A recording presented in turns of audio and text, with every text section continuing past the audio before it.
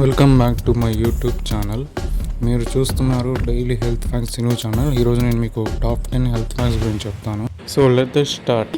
ఒకటి రోజు vitamin C ఉన్న పండ్లు తినండి. కమలా పండు ఇవి ఇమ్యూనిటీని బలపరుస్తాయి, జలుబు జ్వరాన్ని తగ్గిస్తాయి.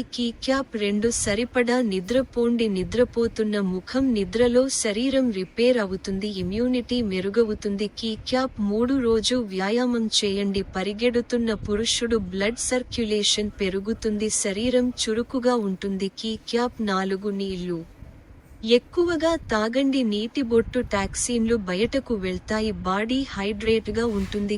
క్యాప్ 5 ఒత్తిడి తగ్గించండి. ఉపశమనం పొందిన ముఖం ఒత్తిడి వల్ల ఇమ్యూనిటీ తగ్గుతుంది, మైండ్ ప్రశాంతంగా ఉంచండి. క్యాప్ 6 పసుపు అల్లం ఆహారంలో వాడండి. మూలిక ఇవి యాంటీ ఇన్ఫ్లమేటరీ గుణాలు కలిగి ఉంటాయి, శరీర రక్షణ పెరుగుతుంది. క్యాప్ 7 జంక్ ఫుడ్ తగ్గించండి. హాంబర్గర్ క్రాస్ గుర్తు ఇది శరీర రక్షణ శక్తిని తగ్గిస్తుంది, హెల్తీ ఫుడ్ మంచిది.